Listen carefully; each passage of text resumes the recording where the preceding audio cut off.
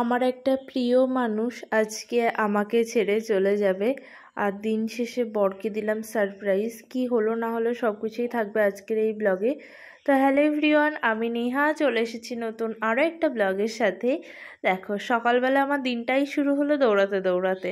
কি বলো তো, এই দুধের গাড়িটা না আগে আসতো 6টা থেকে 6:30টার মধ্যে, মানে রোজ সকালবেলা। তখনও যদিও বা সেই দৌড়াতেই হতো আমাকে, কারণ তখন হয়তো ঘুমাতাম। এবার দুধের গাড়ি আসতো, সেই হুটোপাটা করে উঠে যেতে হতো। কিন্তু এখন দেরিতে এসে আরও বেশি সমস্যা। কারণ এমন হয় অনেক সময় যে মানে আমরা স্নান টান করি বা যাই হোক কাজকর্ম করি, গান চলে, আমি হয়তো টের পাই না, তো ভীষণ তাড়াতাড়ি থাকে। তো দেখো, এখন এই যে দুধ নিয়ে আসলাম, আর আজকে আমার হাতে 3 প্যাকেট দুধ। কেন বলো তো? ওই যে ব্লগের প্রথমেই বললাম আজকে একটা প্রিয় মানুষ আমাকে ছেড়ে চলে যাচ্ছে। কে যাচ্ছে সেটা বলার আগে দেখো, একটু চা বসিয়েছিলাম, কিন্তু চা করতে গিয়ে দুধ একটু নিচে পড়ে গেল। এটা রোজকারই হয়, একটু না একটু দুধ উঠলে নিচে পড়বেই। মানে আমার মাঝে মধ্যে খুবই বিরক্ত লাগে, ওই জন্য কখনো কখনো তো আমি চাই বানাই না। এই যে দেখো, এখন তোমাদের দাদাভাই রুমের ভেতরে ব্রেকফাস্ট করছে, আর আমি এখানে এখন নিচ্ছি একটু রসমালাই। আসলে ওই যে সেই কালকে না একটু রসমালাই বানিয়েছিলাম, মানে সন্ধেবেলার দিকে। তো এইটা আমি খেয়েছিলাম না, তো তোমাদের দাদাভাই এখন বলছে আমাকে একটু দাও। আমি বানিয়ে না ফ্রিজে রেখেছিলাম, কারণ আমার মনে হচ্ছিল একটু ঠান্ডা ঠান্ডা হলে বেশি ভালো লাগবে খেতে। আর আমি যখন বানিয়েছিলাম তখন কিন্তু আমি ভাবছিলাম হয়তো ভালো হবে না, কেমন হবে। কিন্তু যখন তোমাদের দাদাভাই, মানে এখন ওকে দিচ্ছি, ও খেয়ে যে এত প্রশংসা করলো, আমার মনটাই খুশি খুশি হয়ে গেল। ওই জন্য না আমার বেশ ভালো লাগে নিত্য নতুন রান্না করতে, মানে ও একটু খেয়ে ভালো বলবে ওই জন্য। তো এই যে এখন ওর হাতে দিলাম আমি। তো ও খেয়ে এখন যাচ্ছে অফিসে, একটু লেট করেই যাচ্ছে আজকে। ও লেট করে যাচ্ছে কিনা জানি না, কিন্তু আজকে সকাল সকাল আমার সব কাজকর্ম হয়ে গেছে, আমি এখন স্নান দান করে ঘুরে বেড়াচ্ছি। তো দেখো, তোমাদের দাদাভাই আবার চলেও এসেছে। আসলে ও চলে যাওয়ার পরে আর কোনো ভিডিও করিনি। আর এখন কিন্তু বাজে ওই 11:30 মতো। ও আজকে আসলো, এসে আমাকে বলছে যে চলো একটু দুজন মিলে দোকানে যাওয়া যাক। আসলে তেমন কিছু প্ল্যানিং ছিল না, কিন্তু ও হঠাৎ করে বলছে চলো একটু চিকেন নিয়ে আসা যাক। তো এখন আমরা দুজন মিলে গেছিলাম হাঁটতে হাঁটতে দোকানে, তারপরে চিকেন নিয়ে এসেছি। তারপরেই দেখো তোমাদের দাদাভাইয়ের কাণ্ড। ও এখন কি করছে জানো, জামা কাপড় ধুচ্ছে, মানে রুমে এসেই লেগে পড়েছে জামা কাপড় ধুতে। ও মানে জামা কাপড় ধোই কম, মানে জল টল বেশি ফেলে, নোংরা করে বেশি। ওই যে বারান্দাটা আমার ঘর মোছা, তাও দেখো জল ফেলে কি করেছে। যাই হোক, যা করেছে করেছে, যেটুকু করে সেটুকুই অনেক ভালো। তো দেখো এখন রুমে এসে ঘুমিয়ে পড়েছে। করেছি, করে একটু শুয়েছিলাম। তোমাদের দাদাভাই তো তখনই চলে গেছে, ও আজকে গেছে 3টের সময়। আর আমি শুয়েছিলাম, তারপরে উঠে যা কাজকর্ম সেগুলোও করেছি। তারপরে জামা কাপড় তুলে সব কিছু করে এখন রেডি হয়েছি। এখন আমি একটু যাব আসলে গেটে, আমার একটা পার্সেল এসেছে, সেই পার্সেলটাই নিতে যাব। এসেছে তো দুপুরবেলায়, তখন আর কে যাবে বলো? তোমাদের দাদাভাই বলছিল যাওয়ার কথা, আমি মানা করলাম।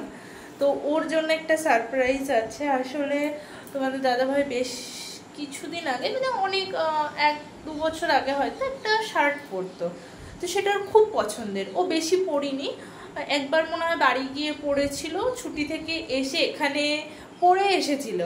এবার সেই শার্টটা না মানে ওর কাছ থেকে হারিয়ে গেছে, বা মানে ও ধুয়ে নেড়েছিল, সেটা কুকুরে নিয়ে গেছে সম্ভবত।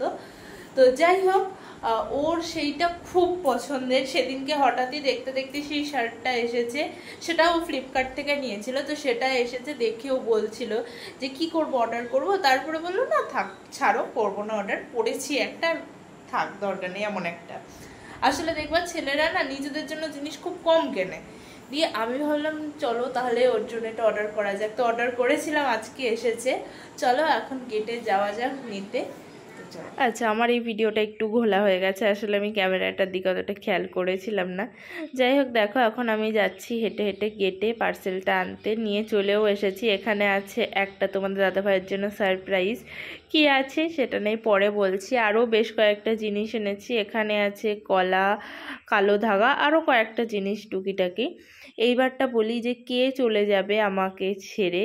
ইনি কিন্তু না, ইনি হচ্ছে আমার পাশে, মানে পাশে না, দুটো একটা কোয়ার্টারের পরে একটা দিদির ছেলে।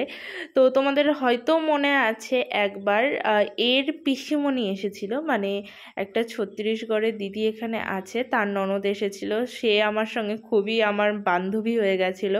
তো আমরা সবসময় একসঙ্গে বাইরে বসে থাকতাম। ওর ভিডিও হয়তো আমি করেছিলাম, মানে পুরনো ব্লগগুলো দেখলে বুঝতে পারবা, যখন আমি প্রথম প্রথম কোয়ার্টারে এসেছিলাম। যাই হোক, এবার বলি যে কে চলে যাচ্ছে।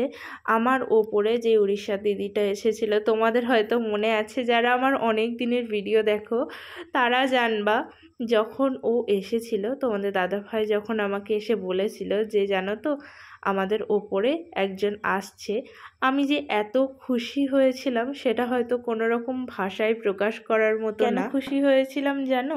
কারণ এখানে আমি যখন এসেছিলাম তখন সবাই ছিল আমার থেকে বয়সে অনেক বড়, মানে সবার বাচ্চা কাচ্চা ছিল স্কুলে পড়ার মতো। তো আমি না খুবই বোর হতাম, মানে এমন না যে কারোর সঙ্গে কথা হতো না, সবার সঙ্গে কথা হতো, কিন্তু সবাই সবার সংসার গল্প করতো, আর আমার তখন সংসার তেমনভাবে হয়ইনি। তো যখন তোমার দাদাভাই বলেছিল, বিশ্বাস করো খুবই খুশি হয়েছিলাম আমি। তো সেই খুশিতে আসলো, তখন আমরা হয়ে গেলাম দুই বান্ধবী। আমি মোটামুটি সবার সঙ্গেই খুবই ভালো আমার সম্পর্ক, মানে আমার তো ব্লগগুলো দেখলে তোমরা বুঝতে পারবা, খুবই বকবক করি, আমি কথা বলতে খুবই ভালোবাসি। যাই হোক, ওর সঙ্গে হয়ে গেছিলো আমার খুব বান্ধবী। তো সেই বান্ধবী আজকে চলে যাবে, আজকে না কালকে সকালে যাবে। আসলে দিদি কিন্তু আমার থেকে বয়সে বড় ছিল, কিন্তু বিয়েটা ওই আমাদের প্রায় 1-2 মাস আগে পরেই হয়েছে। তো দিদির তো বেবি হবে, দিদির জন্যই ওইসব জিনিসপত্র আনা। তো আজকে বাইরে ওই জন্য আমরা গল্প করছি, আর তোমাদের দাদাভাই সেই গেছে খাওয়া দাওয়া করে 3টের সময়। আজকে না ওদের আসতে রাত হবে প্রায় সবারই, ওদের একটা ট্রেনিং চলছিল, তো সেই জন্য সেই দিনকে সবাই লেটে আসতো। তো দেখো, আমি এখন বাইরে গল্প করছিলাম, গল্প করতে করতে এখন আবার রুমে এসেছি ওষুধ নিতে। কারণ হচ্ছে আমার উপরে যে আরেকটা বাঙালি এসেছে, তো ওর না মানে মাথা যন্ত্রণা করছে বলছিল। তো আমি বললাম আমার কাছে ওষুধ আছে, তুমি কি নিবা? তো ও বলল ঠিক আছে নিয়েই আসো। তো আমি এখন এসেছি ওই জন্য ওষুধ নিতে। আসলে আমি যখন বাড়ি থেকে এসেছিলাম না, আমি সব রকম সব ওষুধই নিয়ে এসেছিলাম। কি বলো তো, এখানে তো যখন তখন আমরা চাইলেই বাইরে যেতে পারি না, আর তোমাদের দাদাভাই তেমন টাইমও পায় না, আর ও চাইলে যখন তখন বাইরে যেতে পারবে না। এখানে গেট থেকে বেরোনোর জন্য অনেক ঝামেলা হয়। তো যাই হোক, ওই জন্যই আমি বাড়ি থেকে মানে সব রকমের ওষুধ নিয়ে এসেছি, যত কটা মানে আমাদের প্রয়োজন হতে পারে। মাথা যন্ত্রণা, পায়ে যন্ত্রণা, গায়ে যন্ত্রণা, পুড়ে যাওয়া, কেটে যাওয়া, সব ওষুধ নিয়ে এসেছি। তো এই যে দুটো ডিব্বার ভেতরে ছিল, তো আমি না একটা গ্যাসের ওষুধ খুঁজে পাচ্ছিলাম না, মানে পাতা। তো এখান থেকে নিয়ে নিলাম এখন মাথা যন্ত্রণার আর গ্যাসের ওষুধ। তো চলো বাইরে যাওয়া যাক, ওদেরকে একটু দিয়ে আসি।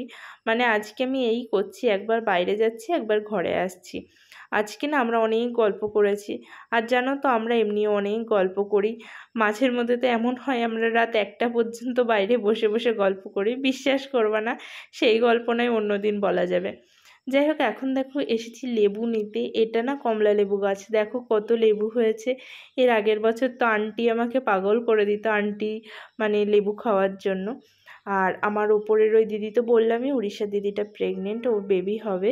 তো ওই দিদি না আমাকে একদিন বলেছিল যে দিদি ওখান থেকে না আমার লেবু খেতে খুব ইচ্ছা করে, কারণ এত লেবু হয়েছে যেই দেখবে তারই খেতে ইচ্ছা করবে। বিশেষ করে আমারই মাঝের মধ্যে মনে হয় এত লেবু কি করে হলো গাছটায়, প্রচুর লেবু হয়েছে আর এত সুন্দর সুন্দর লেবু হয়েছে। তো যাই হোক, ওই দিদিকে দুটো লেবু নিয়ে গেছিলাম বাইরে, দিদি খেলো, আমরাও খেলাম একটা একটা করে। এখন বেশ ভালোই লাগছে খেতে, কিন্তু এটা পাকতে পাকতে না ডিসেম্বর জানুয়ারি হয়ে যাবে। যেহেতু দিদি প্রেগনেন্ট, তো আমি ভাবলাম ঠিক আছে চলো এখন একটু দেওয়াই যাক, কারণ বলে নাকি প্রেগনেন্সিতে যেটা খেতে ইচ্ছা হয় সেটা খেতে হয়। তা আমিও চেষ্টা করি দিদিকে দিতে, যেটা খেতে ইচ্ছা করে দিদির। যদিও ওই দিদি না কোনো দিনই কিছু মুখ ফুটে চাইতো না, মানে আমি যখনই বলতাম দিদি কিছু খেতে ইচ্ছা করলে বলো আমি বানিয়ে দেব, তো দিদি কোনো দিনই বলতো না। তো যাই হোক, দেখো এখানে আমার বরের মানে সারপ্রাইজ গিফট, এই যে এই শার্টটা, এটা ওর খুব প্রিয় একটা শার্ট। ও আমাদের বিয়ের আগে যখন আমি ভিডিও করতাম না তখন কিন্তু ও অনেক দিন পরেছিল, মানে একবার ছুটিতে গিয়ে পুরো ওই 1 মাস ও পড়েছিল। তো সেই শার্টটা ওর কাছ থেকে যাই হোক কিছু একটা করে হারিয়ে গেছে, তো সেই শার্টই আমি অর্ডার করেছিলাম। আর তারপরেই দেখো তোমাদের দাদাভাই এখন আমার হাতে মলম লাগিয়ে দিচ্ছে, কারণ আমার হাত পুড়ে গেছে। এটা রোজই হয়, একটু না একটু কোথাও না কোথাও কেটে যাবে নাই পুড়ে যাবে, মানে এটা রোজকার কাহিনী। তো যাই হোক আজকের এই ব্লগটাও এটুকুই, দেখা হবে আবার কাল নতুন আরও একটা ব্লগের সাথে। আর হ্যাঁ, কালকে থাকবে আমার ওপরের ওই দিদিটার বাড়ি চলে যাওয়ার ব্লগ, আর খুবই দুঃখের ব্লগ আমার জন্য। যাই হোক দেখা হবে কাল, টাটা।